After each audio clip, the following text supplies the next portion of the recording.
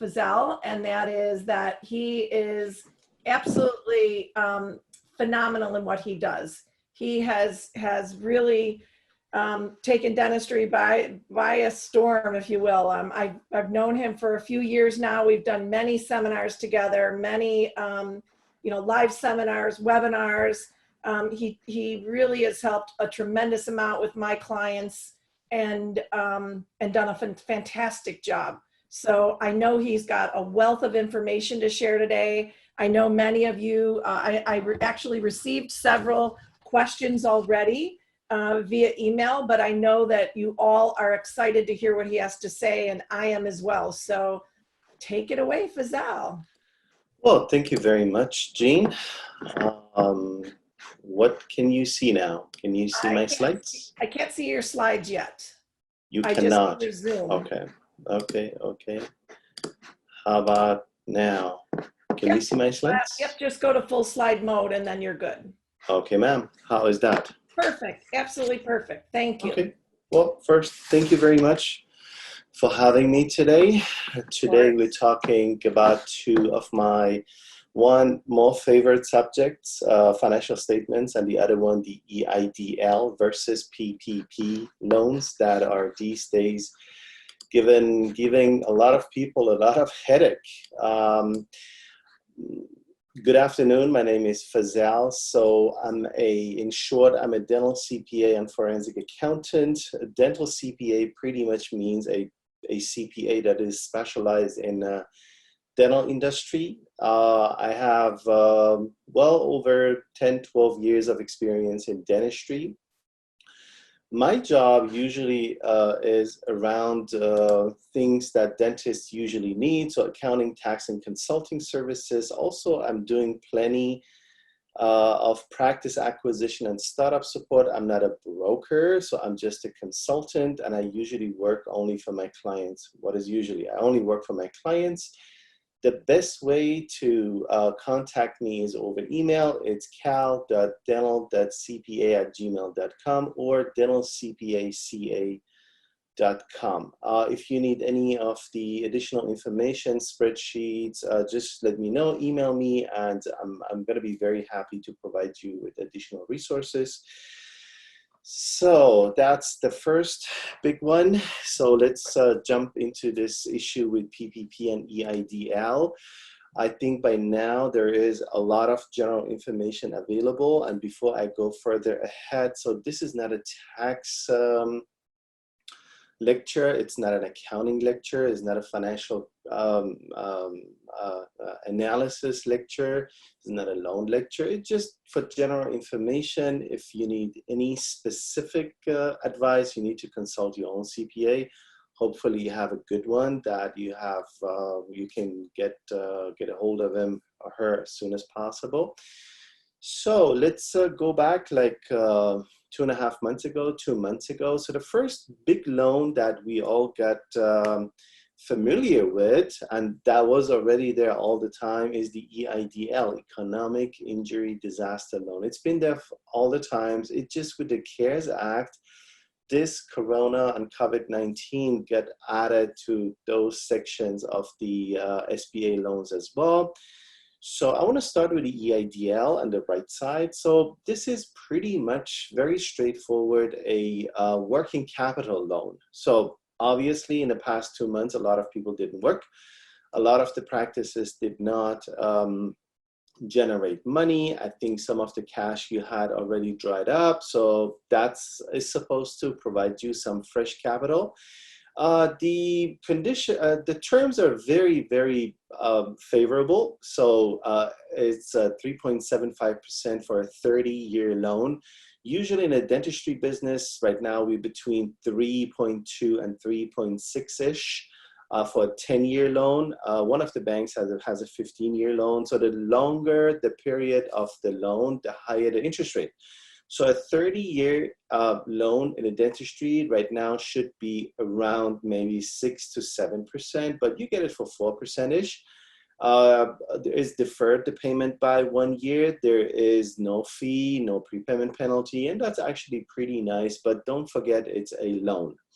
And there was supposed to be a $10,000 of advance grant, but it was up to, at the beginning, we just didn't know how this is going to be applied.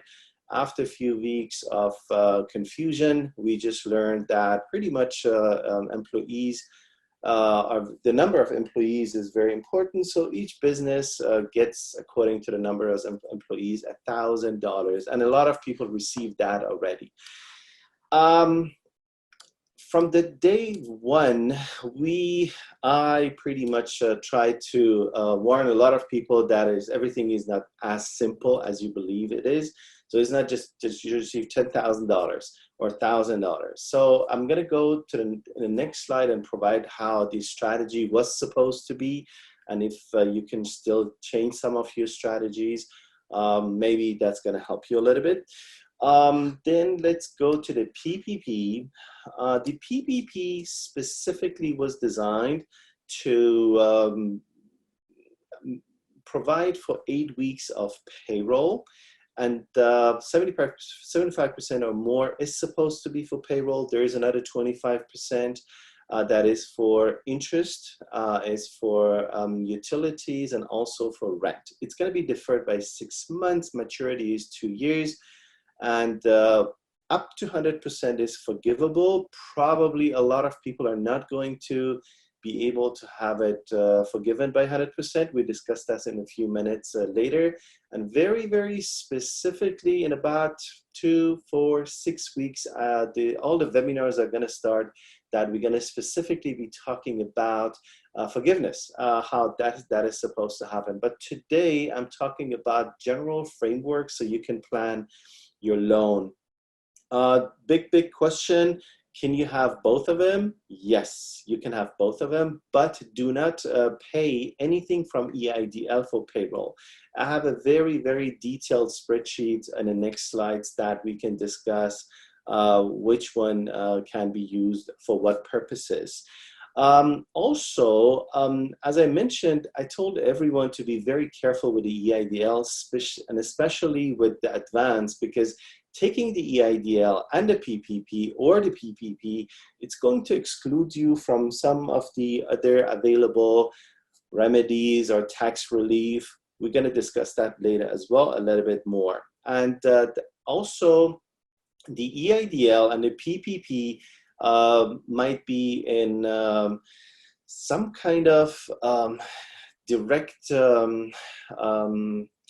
not very easy to explain, but they might compete with each other. That's why pretty much we don't wanted anyone to not be able to capitalize 100% on the PPP. That's why we recommended not to take the $10,000 or up to $10,000 in advance. So first, exhaust as much as you can on the PPP before you tap into your EIDL. Also, as I mentioned, should not be used for payroll, at least not until you exhaust all the PPP. Also, this is a federal loan, so misusing the funds can end up in fraud charges, and that's a felony. We're going to talk about that later as well. So it could be up to 5 years or $250,000 of fines. And this is not as easy as it sounds it is. So it's very tricky. So let me go to the next one. And this has been our general recommendation from the start in terms of the strategy. So we said, okay, definitely, first of all, apply for all of it out there. The EIDL, you might not need a 30-year loan for the dentistry, but at the end of the day, what you need is access to liquidity and credit. So my recommendation was, as not just today, to be able to capitalize well. Capitalization means pretty much that you have money at favorable terms available for you to be able to conduct your business. And this capitalization is not just a practice loan, it's not just a sometimes 0% credit cards or lines of credit. This is going to be one more of the resources that you can tap to. But at the beginning, we recommended not to take that up to $10,000 of advance. And the reason for that was there is whatever advance you take from the EIDL is going to be discounted from PPP, number one. And anytime you take any PPP and EIDL, you exclude yourself or your available tax reliefs from you cannot use the tax reliefs anymore. And because at the beginning we didn't know how we're going to end up with those tax credits, we recommended to be very careful with the advance. Then the next step is, once you get your PPP, spend it for everything that is allowable. Once you have no more PPP, apply for the forgiveness, and then you have the decision. Either you keep the rest at 1% for 2 years, or you repeat it immediately. But some planning is needed that we're going to be discussing a little bit later. This spreadsheet is pretty much a very, very general framework about what for you can use the EIDL for. So the most important one, payroll, avoid it. If you've received any EIDL, and some of my clients have, maybe 3, so they have something between 50 and 400-ish, those 3. And the formula is very interesting to know as well, because it's based on the gross revenues, it seems to. We don't exactly know, and credit. So don't use it for payroll, don't use it for SUTA, don't use it for group health. We said at this time, so we don't know what's going to happen, because you're going to be having this loan for 30 years. So are you going to be able to use it for payroll in 2021? Well, probably yes, because then the PPP is gone, and then there will be some more communication and a lot more resources for us available to be able to tell you 100% if that's a good idea or not. So you should be able to use it for everything else, rent and utilities as well, but we recommend to wait for that, because you can use your PPP for those. So definitely you can use it for supplies and lab, and this is the most expenses that you have besides your payroll. Just going down the list, you can use it for your independent contractors, IT, accounting, and legal. You can use it for some other expenses as well, but we just don't know how this is going to work for equipment. There is a lot of resources out there, so right now we just don't know a lot for sure. The reason for that is pretty much a lot of the times when the laws get out, it's not just the law, it's the interpretation, it's the guidance, it's how it's going to be handled. So at this time, the recommendation is to be very, very safe with what for you can spend it. And then this is my favorite one these days, PPP. So definitely you want to use it for payroll, and you want to exhaust it as much as you can. I'm not saying that spend it all. My recommendation is only spend it if you have a reason for it. Only spend it if you have a business purpose for it. Unfortunately, a lot of the concentration these days is on forgiveness. And my recommendation is concentrate on the business side. So only use the money if you need it. If you get it forgiven, nice. If don't, it's still a loan. It's a good loan, but still it's a loan. It's somebody else's money. So payroll, yes. SUTA, that's state unemployment taxes, yes. Group health, yes. Rent, and the utilities. So I listed the utilities, which is water, gas, electric, phone, internet. TV is not included. You can use it for mortgage interest, but as far as I know, a lot of the people that have loans, they have that actually deferred, so there might not be any interest due these days. And something that also I want to discuss, a lot of questions that I receive is, can I do advance pay? No. And we're going to discuss that a little bit later. Can I increase payroll? Well, probably no. Definitely no. Should you pay for your family members just because you want to exhaust the payroll? No. So a lot of no. So don't pay it for something if you didn't do it before, or if you don't have any real business purpose behind it. And the big one, this big yes here, is pretty much how much you can pay it for yourself and how much you can pay it for employees that are more highly paid. Maybe you have a top office manager. So up to 15,385, and how the computation works is 100,000 divide by 52 weeks, or 26 pay periods, times 8 if you go by weeks, or times 4 if you go by the pay period. So yes, you can use it for payroll.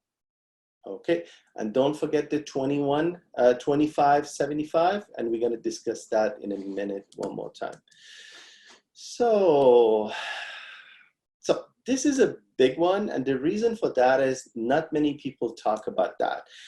The way the borrower certification, because when they started this, a lot of people just didn't know what they do. They just applied. They just widely believe that they can get some free money, but it's not a free money. So by the time that you had applied for this, or every borrower, so you should be able to demonstrate that this loan was necessary to support your ongoing operations.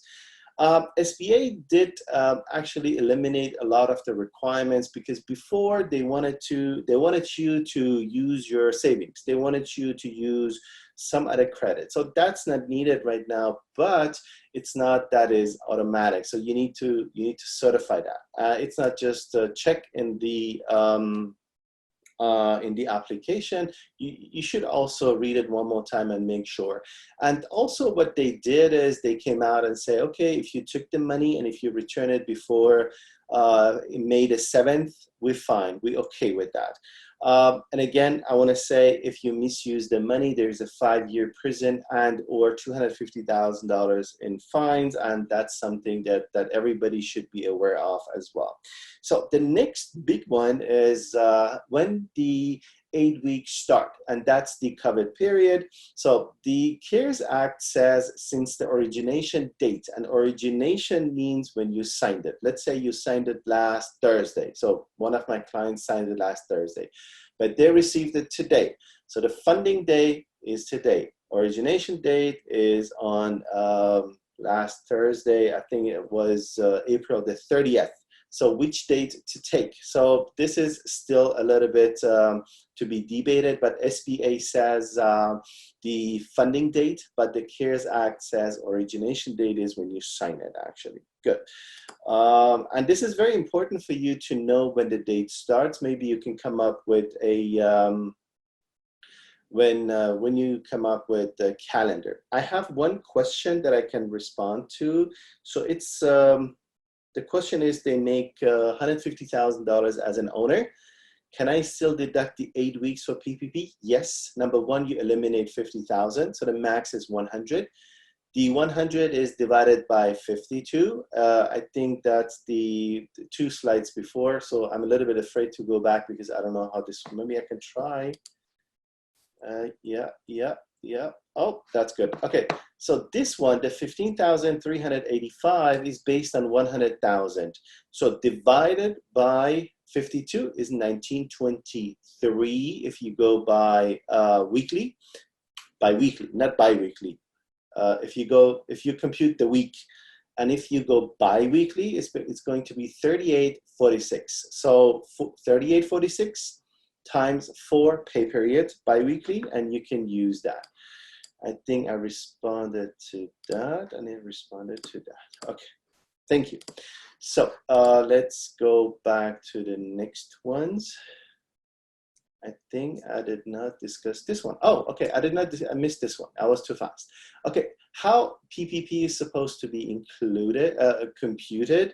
So the base for that is pretty much the average payroll cost for the prior 12 months, or for the prior calendar year, 2019, times 2.5. What can be included?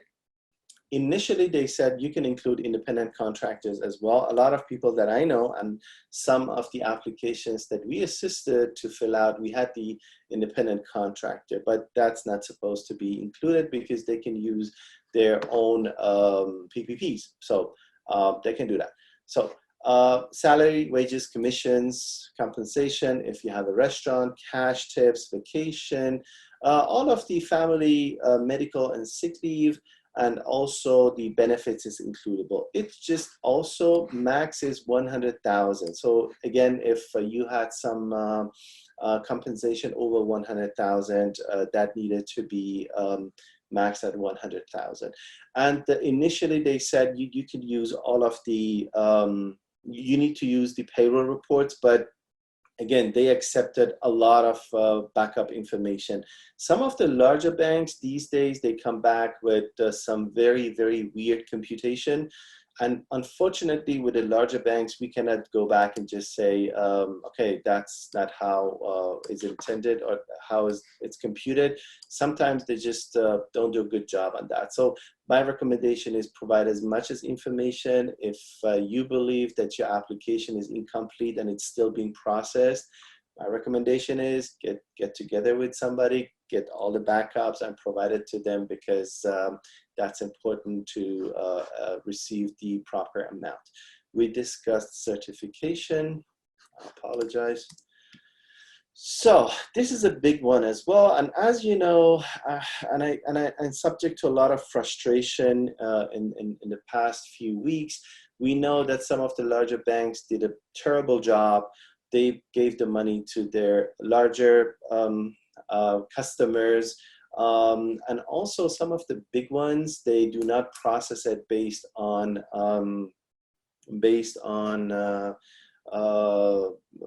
when you provided that. They just process it sometimes very randomly. That's why some of these smaller banks and some of the fintechs and some of the brokers, so I'm usually a little bit I questioned how brokers can do that, but some of the brokers did great. So one that I know did a really good job is Blue Wine. So you contact them, the brokers, they go look for money, their communication is great, and they did a great job. Last week, PayPal did great, QuickBooks did great, RE-CAPITAL, so, and Cabbage rocked it. So if you still didn't apply, go to one of these. You can apply to more than one lender. You can do 2, 3, 4. Nobody's saying you should not do that, but you cannot take 2, 3, 4 loans. You can take only one. And how do you know that you got the loans? Well, you get a proof, you get an SBA number, and I think that's when you sign the note, you know that that your loan is approved. It means that they secured the loan and they're going to process it. Also, Lendio did very, very good. Let's go to the next slide. And this is the basic spreadsheet. If you need it, email me and I'm gonna provide you with this email. Maybe you can make sure one more time that your computation is correct. Maybe you still can go back and correct the information that is requested from you. Okay, very, very important these days. And the reason for that is a lot of people are asking, what are we supposed to do and how can we maximize it? And there is only one strategy. Just know the rules, follow what the lender is telling you, get some information. There is nothing in addition to that that I can tell you.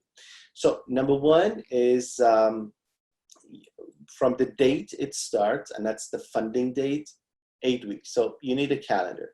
Number two, you need to be aware of 75-25. So whatever amount you receive, my recommendation is, first of all, very simple algebra, divide by or times 75% or times 25%. So you know the maximum that you can spend on those areas. Up to, well, the payroll cost, including benefits, that's the part of the 75%. Interest, rent, utility, that's the part of 25%. So the next one. Also, some of the lenders I've seen, they do provide specific guidance. Some of them don't do. So if you did not receive any specific guidance, these are some of the recommendations that we have. So do set up a separate bank account. It's not required. It's not required. It's going to help you maybe account for it yourself. Maybe you can get some temporary checks. Maybe you can talk to your accountant to set up a new and separate balance sheet account. So that's going to account for this debt, which is a long-term debt. Every debt longer than 1 year is going to be on your balance sheets anyways. Again, be very, very familiar with the spreadsheet. And the most important thing that I can tell you at this point is whatever is, the timing is very important. So number one, you need to incur the expense. And number two, the expense needs to be paid. So let's assume that today you received your funds and today is the payroll date and the payroll period stops yesterday. Stops yesterday. So can you pay today with your funds? Well, no, because you did not incur those expenses. You incurred it until yesterday. So can you pay your payroll in 2 weeks? Yes, you can, because in the 2 weeks it's been incurred, and you can use the money to pay it. I've been asked right now if I can provide the slides. Yes, I can do that. It's caldental.cpa at gmail.com. Email me and let me know what you need. It's in a Q&A, and I'm going to email you the slides. One more question, can I pay the qualified bills like utility from the start of the office closure? No, you cannot. And we just discussed that because you incurred the expenses before you get funded. So you can pay the utilities from today, but you cannot pay from, it's asked 3/17. No. So for the next 8 weeks, yes. For the past, since 3/17 to today, no, you cannot. Okay, answer that as well. Okay, very, very important that you have physical documents. I recommend not to get too creative. Do not come up with something that you don't need. A lot has changed. A lot is going to change. SBA and IRS said that they're going to audit some of these cases. And also, I don't think that the lenders are just going to accept everything you provide them with. So because at the end of the day, they need to go back to SBA and show them that they have a great job, that they did a good job. So my recommendation is be very careful with those. Okay. Then these are the rules, how this is supposed to be forgiven. These are some general rules. And these general rules pretty much, we don't know all about it, and we don't know how this is going to be implemented. We have the rules, but we don't have the policies yet. And I think about 2-3 weeks, we will know more, and then I'm going to have webinars about that as well. Also, I have my regular webinars once a week, so if you want to know about my webinars, again, email me, and I'm going to provide you about those, that information as well. So first of all, you receive your loan. And we're going through 3 steps how this is supposed to be forgiven. You receive the loan. Let's say you receive 100,000 and you spend 90,000. Well, number one, and those allowable expenses. Number one, you can only be forgiven 90,000, not those 10,000. What is supposed to do? What is supposed to happen with those 10,000? We come back to that later, because we need to understand right now how much of those remaining 90,000 is going to be forgiven. 3 steps. Number one is the reduction in the number of full-time equivalent employees. So this is actually a very, very simple algebra. It just sounds a little bit tricky. So I've been an accountant for 10, 15, 20 years. What I've done in accounting, it's always simple algebras. I've been a financial analyst, so I've done some pricing models, I've done some other information, but this is really maybe 5th grade, maybe 3rd grade. It sounds a little bit tricky, and it is a little bit tricky, but if you understand the concept, it's piece of cake. So the reduction in the number of full-time equivalent employees. So what is a full-time equivalent employee? Let's say that in your office, everyone who works 32 hours is a full-time employee. 4 times 8 is a full-time employee. Let's assume, for the sake of the argument, very simple, you have an office manager, works 32 hours. So that's 1 full-time employee. You have 2 dental assistants, each of them works 16 hours. So 2 days a week. So you have 1 full-time, 2 times 16 is 32. So you have 2 full-time equivalent employees.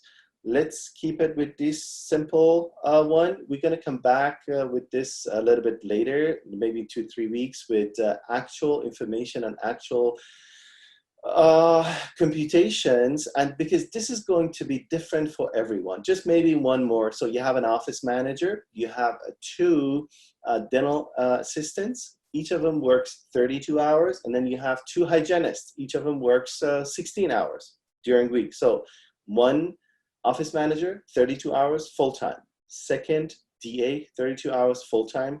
3, another DA, and you have 2 hygienists, is 16. So you have 4 full-time equivalent employees, but you have 5 employees. I think that explains it.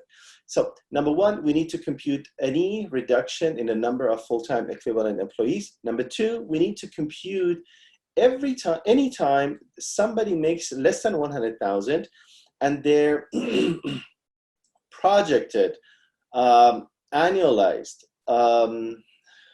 salary, if there's a reduction by more than 25%, there is another round of reduction in the amount of the forgiveness.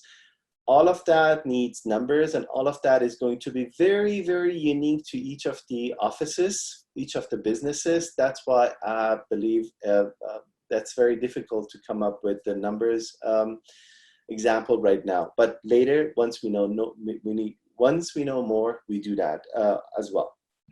That's number 2. So 1 reduction based on full-time equivalent employees.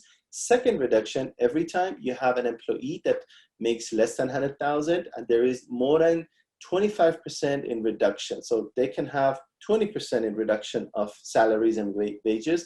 Nothing there, but if there is more than 25, there is another round, and there is another very simple algebra again. But once you see it, hopefully you agree with me. Then there is a 3rd step, and this 3rd step has been this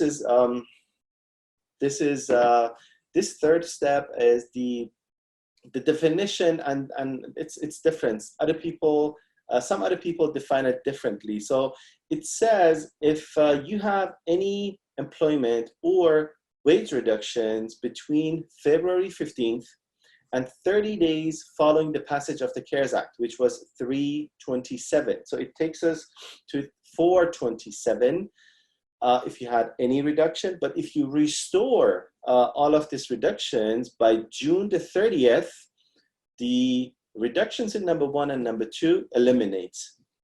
And we have 2 interpretations. Number 1 says, some of the people say, and I'm a proponent of that as well, they say, okay, everything needs to be restored by April 26th to have this number 1 and number 2 eliminated. Some other people say, okay, if you have everything restored by June the 30th, it's going to be eliminated. I believe we still don't know enough policies, so that's why my recommendation is, as of right now, just be concerned about how to get the PPP and how to pretty much spend it properly.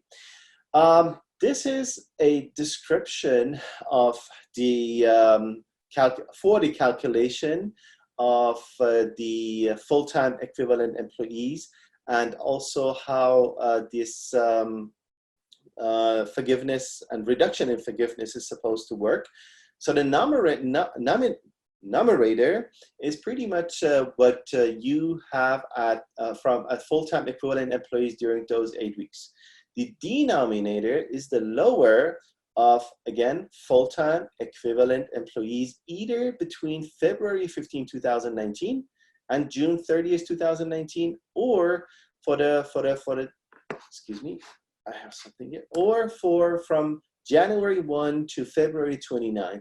And why lower? Because that's going to help you end up with a larger percentage. So every time in algebra, the denominator is larger, the percentage is lower. So actually the government is helping us a little bit.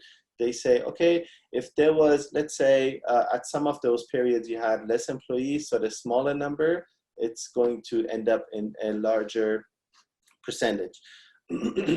So I have the description. Again, email me and you receive the description. And in later webinars, we're going to specifically talk about reduction with examples. So we have one question.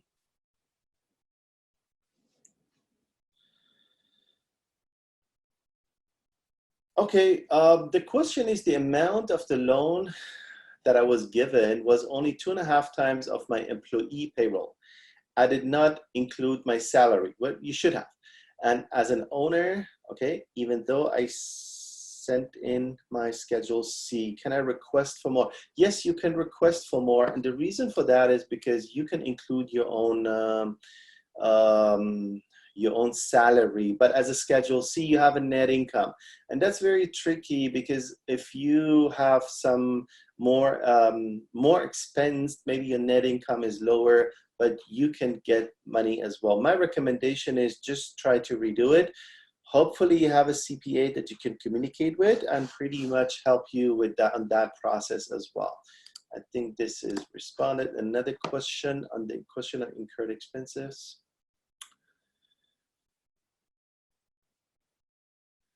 Okay, so the question is pretty much that the expense incurred back in March, but it was deferred to June. Is this an incurred expense? Again, it's incurred in March, but it's paid in June. So out of those two conditions, only one is satisfied. It was incurred in the past. It was not incurred during those 8 weeks. So my recommendation is don't include that. This is responded to as well. Okay, so we have that. Now this one is a little bit more complicated, and this is how the second algebra is going to work. This is the reduction in wages. I'm trying to explain it, hopefully just as a general information, but later in about 2-3 weeks, we're going to discuss it. And hopefully it's easy for everyone to understand. So this is the step-by-step process, but I'm going to explain it based on simple words, not based on the slide. So pretty much what you need to compute right now is the annualized compensation for your employees during those 8 weeks. Number two, you have to compute the annualized compensation for the first quarter. Then you compare those two. Anytime there is a reduction of more than 25%, there will be another round of deduction. A little bit complicated to explain that these ways, but again, in a few weeks when I have my other slides with numbers, it's going to be easy to follow. Good, so another one. And that's going to be the third step that has to do with elimination of number one and number two. And hopefully until then, we have a little bit more of guidance. So today I have about an hour. I already spent 40 minutes on those. Let's see how far we come. Okay, I have found very, very nice spreadsheets online. So it's good. And these are free to have. So my recommendation is maybe you can Google, find some spreadsheets, how to compute the reductions of wages and how to compute the calculation of forgivenesses. It's going to be a little bit too early to use these spreadsheets because still we are waiting for some more guidance, but I used them, I tried them, and they work well. And again, the computation is really easy. The computation is just 2 algebra formulas, and don't be afraid of it. Okay. Okay, Right now, I don't know how much you follow the economy, but actually the whole economy is recapitalizing. So recapitalization pretty much means that you have some funds, you have some capital, some cash, some debt, and let's say, and right now you have access to credit, you have access to cash, and you are using that to use your money, use your capital more efficiently. My recommendation is definitely go to your banks, especially those of you that have a practice loan, and see if you can recapitalize, if you can refinance. So we've done a lot of refinancing in the past 3 years. The reason for that is once the money environment became a little bit more generous, the rates decreased, and actually I can tell you that 60, 70, maybe 80% of my clients recapitalized, so refinanced. So there is a lot of lines of credits available. There are a lot of business credit cards at 0%. I'm not saying to use the money. My recommendation is just to have access. Having access to credit is very important. Also, Google AdWords, Google Ad credits, they provide some credits based on your based on the money that you spent in 2019. Facebook is having some cash grants, US Chamber of Commerce. I know City of Los Angeles is having very nice loans, I think 0%. So just do some research and see if you can have more access to credit and cash. I'm not saying to spend it, but it's very important to be able to have access. Okay, I have 2 more questions. Do you think, okay, based on how the CARES Act was written, I don't think that the 8 weeks is going to be extended. I hope it's going to be extended. And the reason for that is some of it is just not reasonable. And that's one of the comments that I can tell you that is a little bit, I'm not political, but it seems to me that the federal government and the state's government are competing a little bit. And I don't like that because this is going against our interest in the business. So the order is still not lifted. I understand. I live in California and the money is deposited in the bank. I understand. That's one of my problems as well. My wife is a dentist.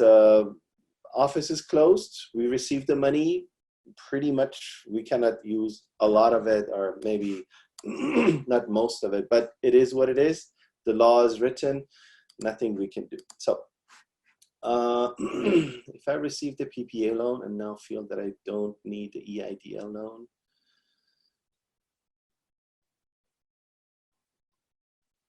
okay, my recommendation is to Kurt, well, and I can go back to the slides. It's very, very important that you have access to credit. So on the EIDL, I recommended almost everyone not to take the advance. And the reason was because it's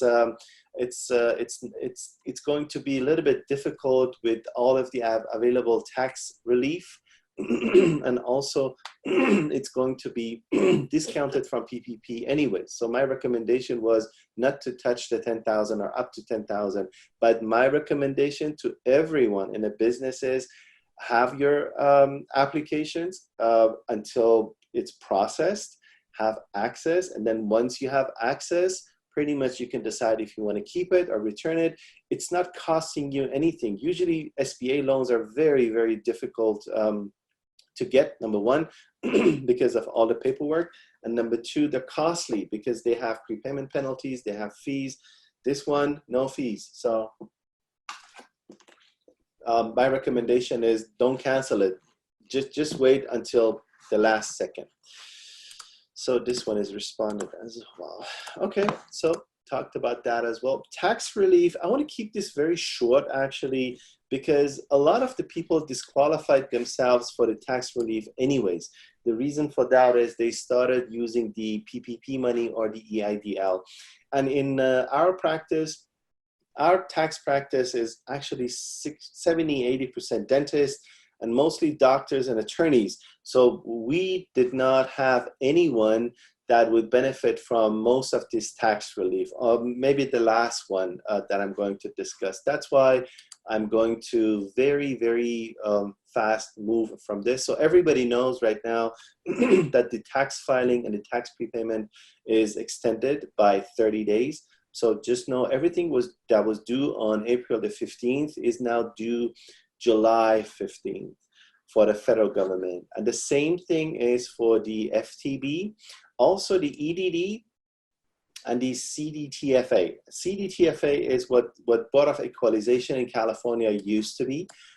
They extended by 60 days. Something that I want to mention right now is because you are in a business of dentistry, doesn't mean that you don't need to pay sales taxes. Most of the offices that I work with, they need to file for sales tax because a lot of the supply purchases that they have is from out of state, and some of these is not subject to to sales tax. That's why they need to file use tax returns. And we also had a few audits on that. I just wanted to mention that at this time. It has nothing to do with EIDL. Just know that some of you might be subject to sales and use tax as well. This is actually the big one. To me right now, only worth a single sentence. So employee retention credit, in a simple sentence. So whatever you pay to your employees up to 10,000 receives 50% credit on your employment taxes. It's not much, and for all of the people that we computed that, not material. So capitalizing on PPP, much more important. I know some people do a big deal out of it, but not for our purposes at this time. So deferral of payments for payroll taxes. Again, if you use any of the PPP or EIDL, you don't qualify for this, number one. Number two, I would not recommend anyone owe taxes until end of 2021 and 22. So I recommend people not to incur a lot of debt anyways, but this is some of those tax traps that I highly dislike. Net operating loss rules for C Corps, very, very interesting. When President Trump actually not President Trump. So pretty much every time when governments change, so we have some tax changes. So the Job Act, I forgot the name of it, the Trump tax laws, if you want to say it this way, in 2017, pretty much they got rid of some of the rules of the net operating losses. It used to be you can go back 2 years and go forward 20 years. So they stopped that. They said no more going back, but going forward indefinitely. And they changed the rules right now for 2018, 19, and 20, which is very good, especially for 20, because some of the taxpayers might have losses. So you can go back up to 5 years. But again, very tricky. So my recommendation is just speak to your professional. Good. So we just finished the PPP and EIDL and some of the tax stuff. Jean, do you want to maybe, Jean, are you there? Yeah, I'm here. Okay, so we just completed 50 minutes, one topic. Yeah. I tried it. Yeah, I would like you to touch on, there were quite a few people that had showed an interest in just understanding the benchmarks of their profit and loss statement and their overhead. So I don't know how many more slides you have left. I've got about 5 questions that were emailed to me. And so I'll ask those when you're done. My recommendation is is it about EIDL and PPP? Can we complete those questions maybe? Sure. So one question is, if we can't open yet, how can we use the PPP for payrolls? Well, not opened. You have the money. You did not incur the expenses. Well, no expenses incurred, nothing paid, nothing forgivable, and I'm sorry. And I'm sitting in the same boat. It's happening to my wife and myself as well.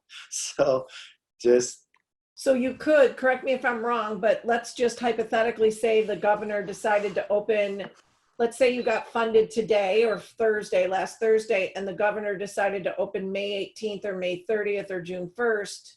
You could essentially have your team in for training right away in June 1st. If the opening was June 1st, could you have your team in for training and begin paying them right then? You can do that. You can pay them benefits. You can pay sick leave. You can pay some vacation. So it's not a lot, but you know, one of the policies that I recommend every dental office is, especially with, you know, we are sometimes high producing. So I pay, or my wife pays every dental hygienist, every dental assistant. In January, we just pay them all of the sick leaves. And the reason for that is if they're sick, they're sick. But we don't want them, let's say in October, in November, or in December, just not show up because they want to save their sick leaves. And then we have maybe a high production day. So maybe you can pay the sick leave. Maybe you can pay some of the benefits. But again, can you pay it all? I would say maybe no, because again, we don't know enough. These days, it's very tricky. So. Okay. Next question that I have is, does a CEO get $1,000 from EIDL if they're only taking the EIDL and not for payroll? I apologize, I didn't understand that. So on the EIDL, can a CEO get the $1,000? It was $1,000 per employee, even though the CEO is taking draws, is not on payroll. I don't exactly know how this was done, but I think in the EIDL loans, you just tell them the number of the employees, or somehow they know it, maybe. Obviously, if that's an employee, yes. So can you go back and argue? I don't know. Yeah. Okay, yeah. The next one is, let's see here.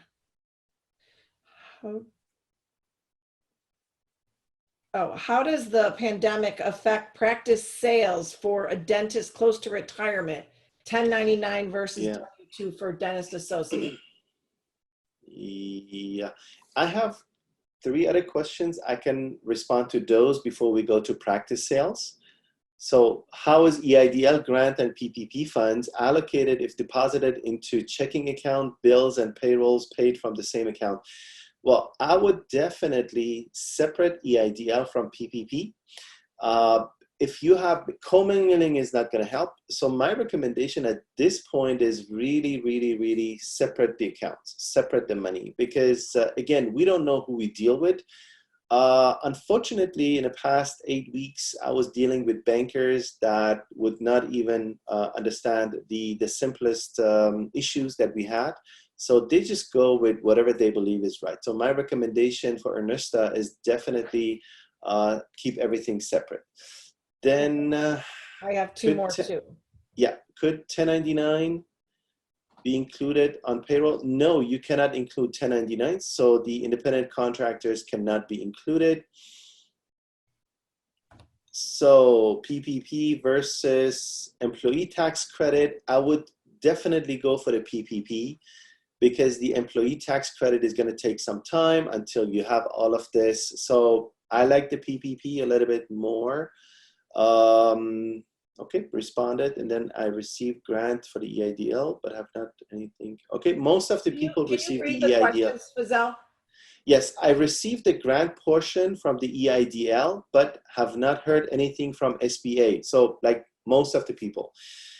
For that amount of the loan that I can apply for, there was no amount of, there was no amount of the loan that you can apply for. Should I do it now? Well, EIDL, you cannot tell them how much you want. They tell you. That's what I know. And what I know, because maybe 5 people of my clients received the money, it's between 25 and 45, 50% of the collection that they had. So number one, you have to provide those 5, 6 additional documents, because the streamline that most of the people did is not the actual application. So they changed it 3 times. So first it was online. So you could fill out I don't know, 5, 6 pages of application. You had to provide tax return. You had to provide 2 forms of 4506T, request for transcripts. You had to provide schedule of debt, and you have to provide a personal financial statement. Then they changed that, no more online, it was upload. So they still ask for the whole package, but you could not have it online. So you uploaded it. And then after a few weeks and a lot of, I guess, crashes of the server, they came up with a 2 or 3 pages streamlined. So they don't ask for any more information right now, except they move for the full loan. So those people that received the loan, these are those that filled out the whole application around, I would say, March the 20th to March the 31st. So we don't know how much they're going to give you. So hopefully we know more. Can I tell SBA that I don't want the loan now? Well, yes. I don't know if you can. Well, you can contact them. Actually, as a matter of fact, you can call them. And I had the number here. Maybe I can. I can provide the number. I put it, and I that's interesting because I did talk to some people at the SBA, and I'm right now putting the number. It's 659-2955. So I'm putting the number of the SBA that you can talk to in the chat. I don't want to take the, do I have to return the grant? I don't know, but I think if you don't take the loan, you don't get the grant. So they said you can keep the grant if you don't qualify, but maybe you have to return the grant if you qualify for the loan and don't take the grant. I don't know, but I think they're gonna let you know that you need to return it. So this is responded. Do I ask for correction to include my salary as an owner or accept the current amount now to make sure I'm getting some and at least, I'm not sure if you can go back and reapply. Also, I'm too conservative, so whatever they give me, I would take it. If it's not too material, obviously, and that's maybe not very easy, and I'm sorry for that. And that's actually something that I really want to mention. I had it in my slides, but I forgot to talk about it. The last 2 months definitely showed me how important it is to have proper books and records, to have, you know, your employee medical expenses included into W-2. A lot of people don't do that. To have, and I apologize if I do some advertising for myself, to have somebody educated, somebody in this business, that's super important. So most of the people in dentistry, they just work with people that just fill out some paperwork for them. That's no good. So, and some of these people are not even properly educated. So it took me 8 years of higher education to become who I am. So 2 master's degrees and be a CPA. So that's very important. And unfortunately, a lot of the people that got hurt is because of bad paperwork, is because of bad advice.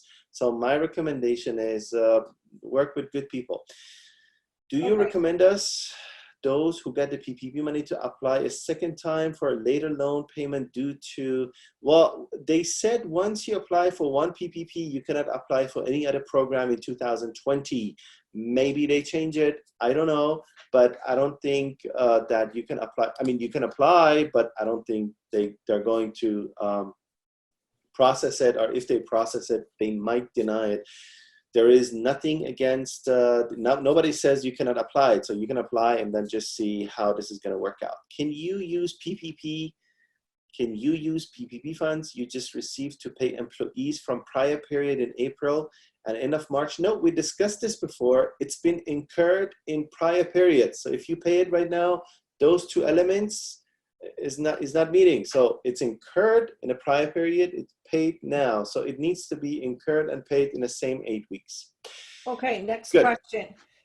You said throughout the presentation or once that to apply for forgiveness, if you've gotten the PPP loan, what do you need to do for that? Is there you need to apply for it to apply if they got yes. PPP? Yes. Well, first of all, nobody's going to come after you and tell you to apply for forgiveness. You have to do it.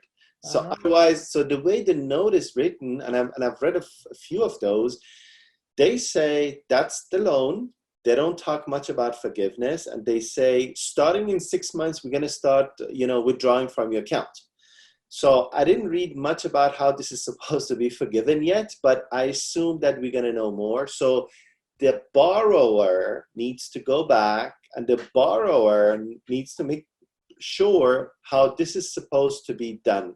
So my recommendation is, based on some of the general information that I provided, you start doing putting together your files, and then once all of these applications are available, if you are on my mailing list, you're going to receive some guidance, because heavily we are communicating these days with blogs and webinars.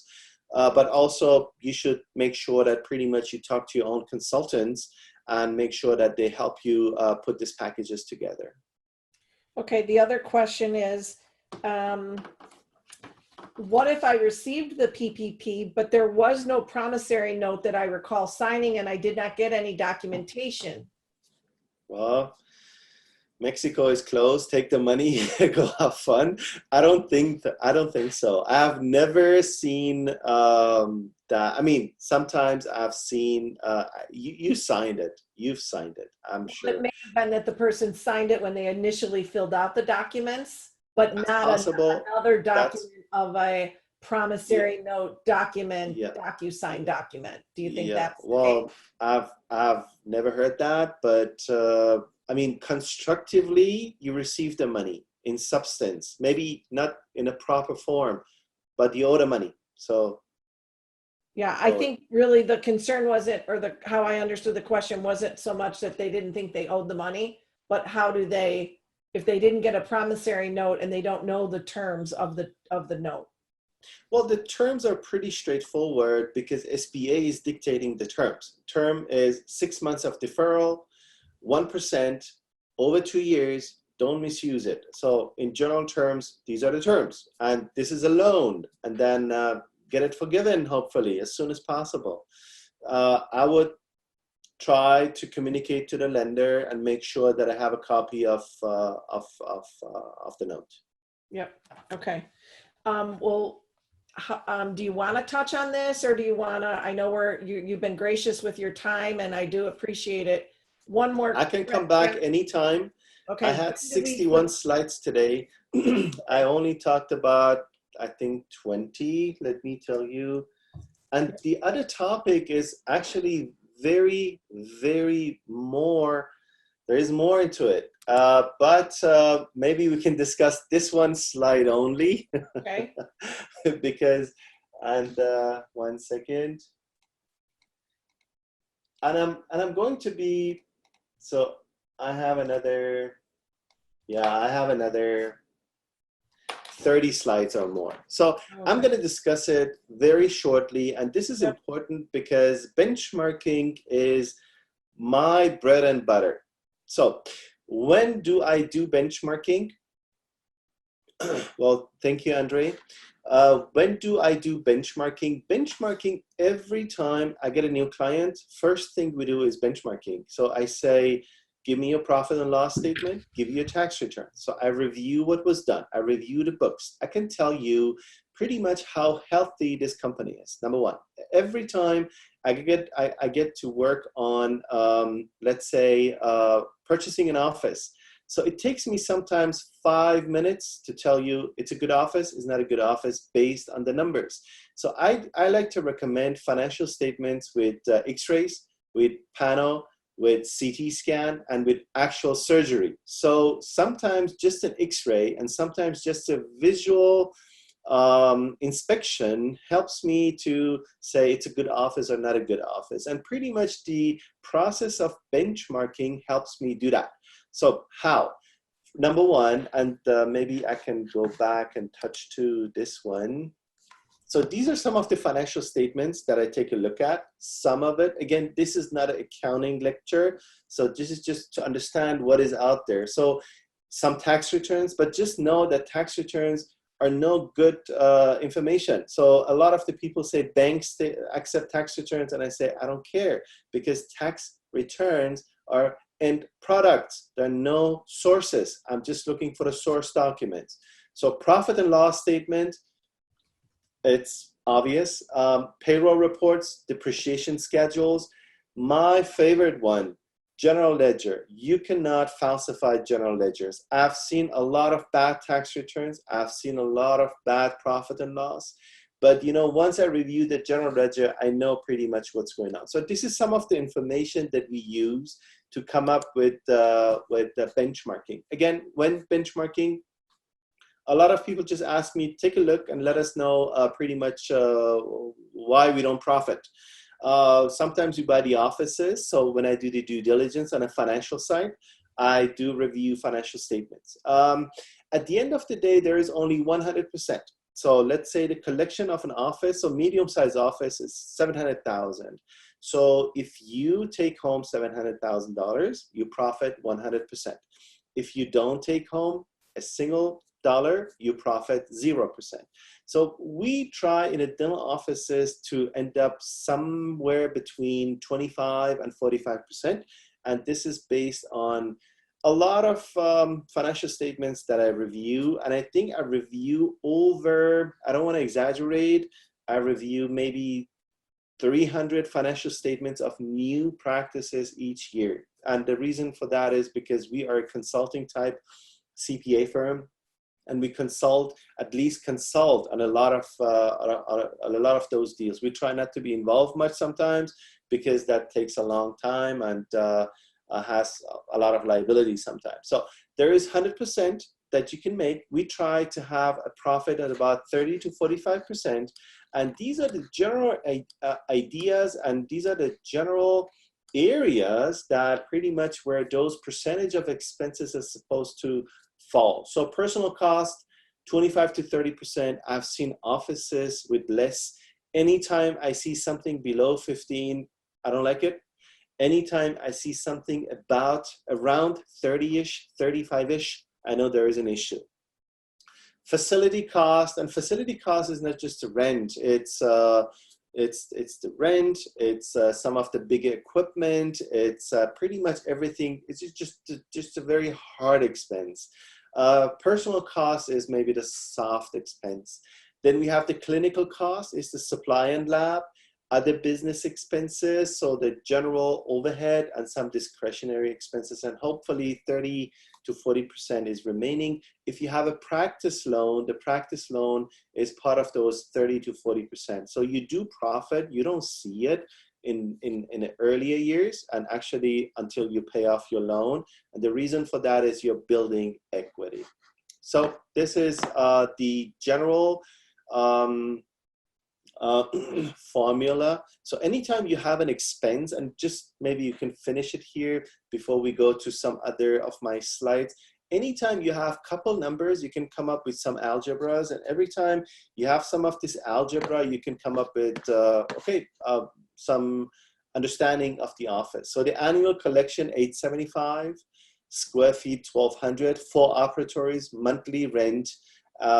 Based on that, you can already know a lot about this office. So you know that each of the operatories is 300 square feet. That's very nice. The office is not oversized, because every time you have an oversized office, you pay more for something that you don't use. In dentistry, that's a little bit less, but I do work in some of the medical spas. And in the medical spa industry, it's very, very nice. So because those people that do consulting, they come up with every square feet and they compute it into real dollars sometimes. So we know that it's not an oversized. We know per operatory, you have to have 220,000-ish of production. There is the rent per square feet. You can compare this with your comps. And based on 4450, we know that the rent expenses are 53,400. We divide this by total collection, and we get how much? We get 6%. So the rent is pretty much where it's supposed to be. So there is more room to profit. So to get to this 100%. Now, in a second example, same office, it's just the rent is more, 95,000. So you see that the rent is already 11%. So the same person, same production, same skills, just profits 5% less. And using benchmarking helps me define and identify areas of concerns. Every time there is an area of concern, I go back, I pull up the books, I see what's going on, and I can tell you pretty much how we can fix it or how we cannot fix it. Okay, these are all of the details that I intended to discuss today. It's going to be very difficult, but based on the benchmarking, we go to valuation. And before we talk about valuation, I want to talk about who does valuation for what purpose. There are brokers who do valuation. And what's the purpose for them? Because they want to sell the practice. The bankers, they do valuation. Why? Because they want cash flow it and see how much they can pay for it. I am a CPA and I have a specialty in doing business valuation. So it's a training. So I do valuation because if I'm working for a buyer, I want to make sure that we have a good investment value. If I work for a seller, I want to make sure that we receive the fair market value. And all of that is actually based on the financial statements. So I cannot just come up with a number. I mean, people are going to question me. How did you get into that? It's not just that's because it sells for that much. It's because today is Monday. No, there is a formula behind it. And the formula, again, is in the financial statements. This, again, I cannot discuss it. I was going to discuss about the 2018 tax, but maybe this slide before I go to my last slides. Personal financial planning is very, very important. Has 4 areas. So this presentation was built to start with the financial statements, to start with investing in an office, to start with valuation and pretty much what you get out of it, because it's all about profitability, to build a nice life. And the life. So the life is pretty much based on you being able to be on top of your financials. And some of the financials is based on the personal financial planning sessions that I have with my clients. So we talk spending, risk, goals, estate planning, and investing. And as you see, the first one, we talk about spending. And that's a difference between a real financial planner and a salesperson. So a salesperson just wants you to sell you some bad insurance product. A financial planner is talking about targets, talking about budgeting, talking about liquidity, and a lot about debt. So I want to leave this over there. And maybe the last 2 ones, oops. Some of the biggest financial mistakes that dentists do is, if you don't have an office, please buy an office. Because dentistry is so easily structured that you can profit well. But you have to be very careful to buy the right office. Again, we go back to the benchmarking. So before you do anything, it's a business decision. And again, I don't want to do advertising for my profession or myself. So having a CPA is very important.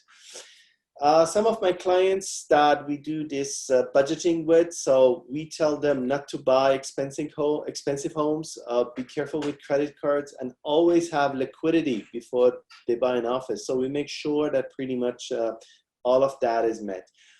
Student loans are okay, but please don't do any settlements on your student loans. So I have a couple clients, they did settlements for $20,000, $30,000, $40,000 for $300,000, $400,000, $500,000 of student loans. They will never, ever be able to get a practice loan. And some other things that I can also, based on the financial statements that we just reviewed analysis, you need to, at least on a quarterly basis, sit down with somebody and discuss numbers. We do this with our clients. We do talk about the areas that need to be improved. So I'm usually on text and cell phone numbers with most of the people that I talk to. We talk about these issues and make sure that pretty much their financial goals are met. So that was a lot for today. All right. Thank you very much. Thank you. I'm going to go ahead and launch a poll. It's very easy and quick. So Very if you nice. want to just go ahead and answer, feel free. And also, while you were speaking, I was aware that we are able to offer CE for this week's webinars. So if you email me, I'll make sure that you get that. So please participate in the polling. Just kind of anxious. We've got one so far. So if you would just kind of, one was, what is the first place you will go after the lockdown is over? That was a Fazel's question. I loved it. Barbershop, hair salon, favorite restaurant, visit family. Second is, when the COVID-19 is over, would you resume going to the dental conventions? And the third is, what topics would you like to see for these webinars? Staff topics, business topics, clinical topics, motivational topics. So right now we've got business topics as #1 at 81% with 16 respondents. And then we're clicking in with 72% would say they would go to a dental convention, with 18 people that have responded. And the first place that they would go after the lockdown, this is 18 of 32 of you have voted. I can't see who's responding, it's anonymous. So well, we have a tie going. Most people say they would visit their family at 53%. That's the first thing they're going to do when this is over. So that's awesome. 68% of you said now, and it keeps going up and down a little bit as more people add in. Thank you for the lecture, or for attending. We appreciate it. And I will send the results if anyone would like. And also please email Fazel with any questions. This is being recorded. It will be on YouTube.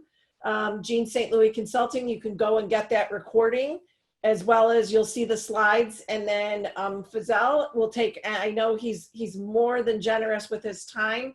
He's very, willing to offer any kind of conversations with you, and really exploring what he might be able to do to help you, as well as myself. If anyone's interested in a COVID-19 baseline analysis, please email me, and that's complimentary. So Fazel, you had a question or a comment? I just wanted to say, yes. I just wanted to say, well, first of all, Jean, thank you for having me. Of course. I've worked with you on a lot of nice projects. Thank you for doing this. Also, we have usually for our clients, we have our weekly Zoom meetings, and we have one Zoom meeting per week. Specifically, we talk about EIDL on Thursday. We talk about buying offices the other week. And we talk about tax and financial planning for associate dentists. So if you want to be on our on my email list, cal.dental.cpa@gmail.com, and you receive the URLs and pretty much the blocks. Very important these days. Awesome. Awesome. Well, thank you so much. And thank you, audience. We appreciate it. I hope you're going to join us tomorrow, when I will be speaking on COVID-19 strategic scheduling, what to do. So looking forward to it. Please be safe, be healthy, and we will hopefully see you tomorrow. Thanks, everyone. So much. Thank you. Okay. Bye-bye. Thanks, Jean. Bye. Thanks. Let's go lunch.